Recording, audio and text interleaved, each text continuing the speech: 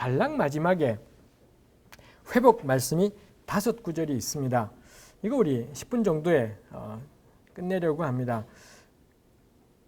그날에 내가 다윗의 무너진 장막을 일으키고 그것들의 틈을 막으며 그 허물어진 것을 일으켜서 옛적과 같이 세우고 다윗의 무너진 장막을 일으킨다.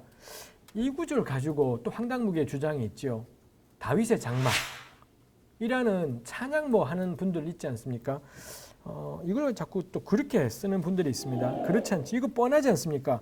붕괴된 이스라엘의 회복인 거고요. 그 다음에 틈, 허물어진 것, 옛적과 같이가 의미하는 건 남북 이스라엘의 회복일 겁니다. 유다만의 회복이 아닌 남북 이스라엘이 그 갈라지고 쪼개졌던 남북 이스라엘 전체를 하나님이 회복하실 날이 온다라는 기대인 거죠. 이런 회복에 대한 기대는 이제까지 나왔던 심판 말씀을 절대 무효로 하지 않죠. 심판은 무조건 이루어질 겁니다. 완전히 박살날 건데 근데 하나님이 박살내시는 유일한 까닭이 뭐냐?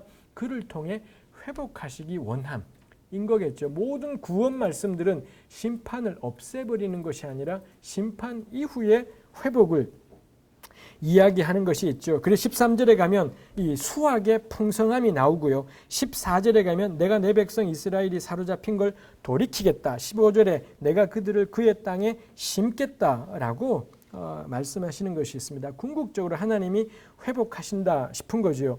이 회복 말씀이 마지막에 놓여 있어서 이게 어떤 역할을 하는 걸까 싶습니다만 9장 14절에 있는 말씀, 그들이 성읍을 건축하고 거주하고 포도원 가꾸고 포도주 마시고 과원들 만들고 열매 먹는다.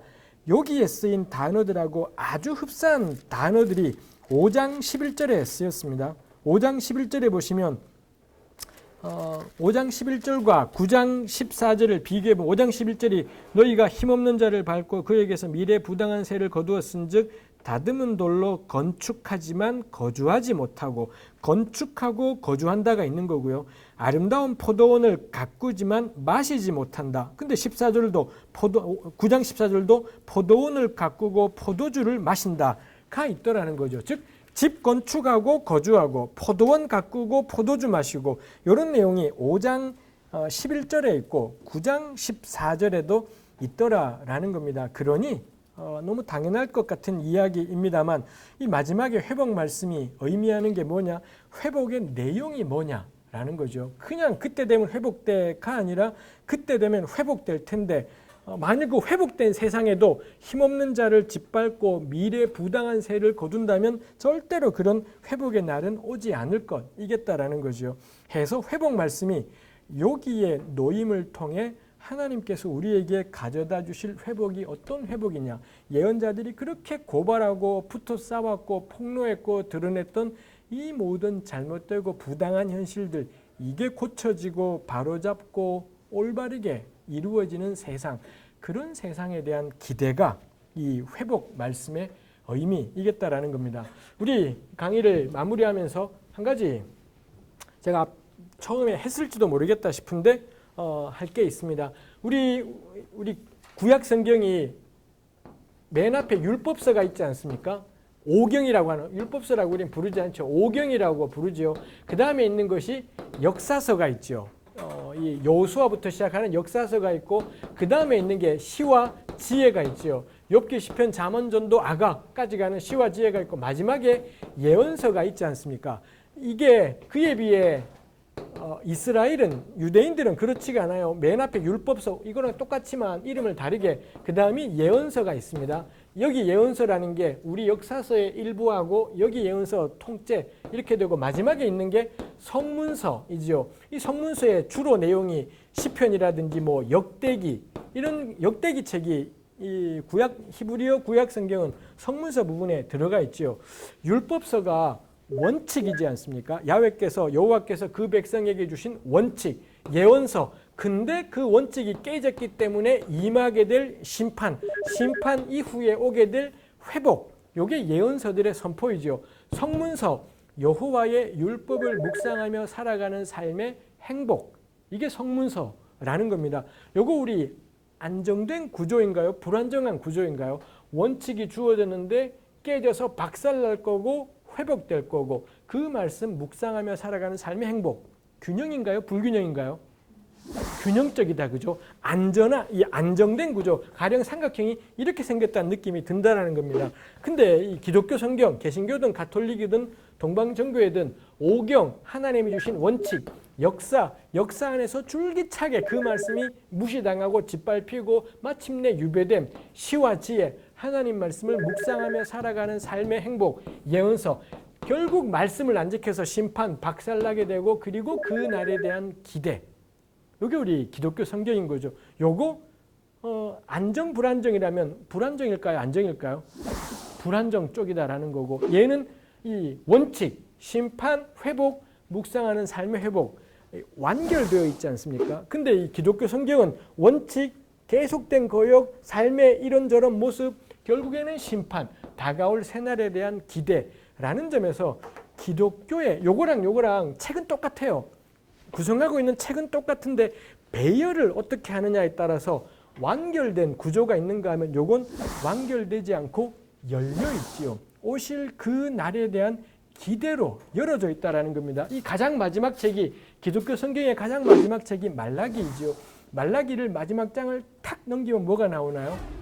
아브라함과 다윗의 자손 예수 그리스도의 세계라 마태복음이 나와요. 그래서 이런 배열은 이 구약 성경이 전체로 향하고 있는 게 이 땅에 오실 하나님의 아들 이도라는 거. 이 예수님이 오셔서는 구약이 꿈꾸고 있는 이 모든 것들을 일상으로 만들겠구나. 구약 가운데서도 특히 마지막에 예언한 거죠. 심판을 손뱉고 박살을 내버리고 회복. 이런 영광의 날이 올 거야. 그 날이 누구냐?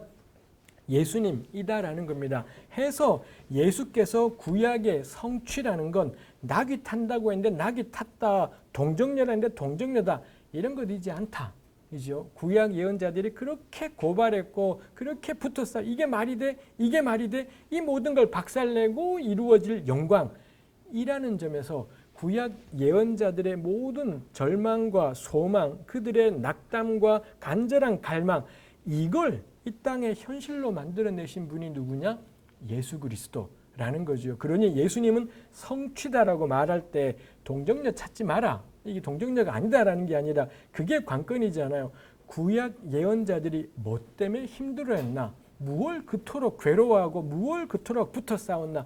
이걸 우리 주님께서 바꾸신다라는 겁니다. 근데 이게 사라져버리면 구약 다음에 오는 마태복음 이걸 깨버리고 나면 예수님은 누군가요? 내 죄 위에 죽으셨다 십자가에 죽으신 분. 누구든 그 주님을 내 주님으로 고백하면 부활 영생을 누리게 됩니다. 맞는 말이죠. 근데 너무 유감이다요. 구약이 한 줄도 필요 없어요. 예언자들의 눈물도 필요가 없고 아무 필요가 없지 않습니까? 그냥 구약을 단 하나도 평생 한 번도 안 읽어도 예수님을 나의 주님으로 고백합니다. 그러면은 뭐 구원, 내세 약속 이런 것이 돼요. 이런다고 해서 구원이 안 약속된다라고 제가 말하고 싶은 것이 아니라 이럴 거라면 이거는 구약은 잉여가 돼요. 구약은 있으나 마나 아무 쓰잘데기 없는 책을 준 거죠. 근데 우리 신약 성경이 인류 역사에 등장한 게 2000년 됐지 않습니까? 그 가운데서도 조선 땅에 복음이 전파된 건 이제 200년 됐지 않습니까? 아직도 우리 가운데 복음을 한 번도 안 들은 사람이 있다면 이 겨우 눈꽃만치를 위해서 나머지 전부는 허송 세월이 돼버리죠. 저는 하나님의 경륜이 그런 것이지는 않겠다 싶어요. 제가 이야기를 확장한 게 아모스가 이렇게 줄기차게 심판을 말하고 마지막에 회복이 있습니다. 이 회복 말씀의 의미가 뭐냐 할 때 이 격렬하게 선포된 심판 선포에 그리고 거기에 수반된 고발들이 있지 않습니까? 이 회복의 의미가 뭐냐? 이 수많은 고발들이 바로잡혀지는 세상, 이 수많은 예언자들의 고통과 눈물들이 신원되고 바로잡혀지고 힘없는 가난한 자가 가난하다고 해서 짓밟히지 않고 그 누구든 인간답게 선하게 살아갈 수 있는 세상, 이게 돼야지 회복 말씀이 제자리가 되겠다라는 거고요. 이 회복 말씀들이야말로 이미 아모스 안에 담겨있는 신약이다라는 거죠. 이 땅에 오실 예수 그리스도의 세상이겠다 싶어요. 그러니 예언자들의 고발과 심판이 제대로 다루어지게 될 때 이 땅에 오신 예수님의 의미가 저는 명료해지겠다 싶은 생각을 하게 돼요. 그러니 말이 자꾸 그러니가 한도 끝도 없이 있습니다만 사도신경 못마땅해요. 사도신경에는 구약 성경이 한 줄도 없잖아요. 전능하사 천지를 만드신 하나님 아버지를 내가 믿사오며 끝이죠. 요게 구약에 다예요. 그 다음부터는 구약이 한 줄도 없고요. 그 다음에 동정녀 마리아에게 나시고 예수님 출생하셨잖아요. 본디오 빌라도에게 고날 돌아가시지 않습니까? 예수님의 삶이 한 줄도 없어요. 태어나자마자 죽어버리시기 때문에 이게 저는 우리 신앙을 굉장히 많이 바꿔버렸지 않았을까 싶어요. 구약으로 대표되는 그 눈물과 괴로움이란 건 하나도 없고 예수님이 그 공생의 3년 동안 그 수많은 사람들과 함께 다니며 찢고 뽑고 이 모든 삶 한 줄도 없고 우리 신앙이라는 게 예수님이 어떤 분인지에 대한 정확한 고백, 요거 고백하면 내세가 약속되는 종교 체계가 되어버렸다 싶어요. 이제 와서 사도신경 폐지할 수도 없고요. 폐지해서도 안 되고 우리 교회의 너무 중요한 자산일 겁니다. 그 대신 덧붙일 말은 겁나 많죠.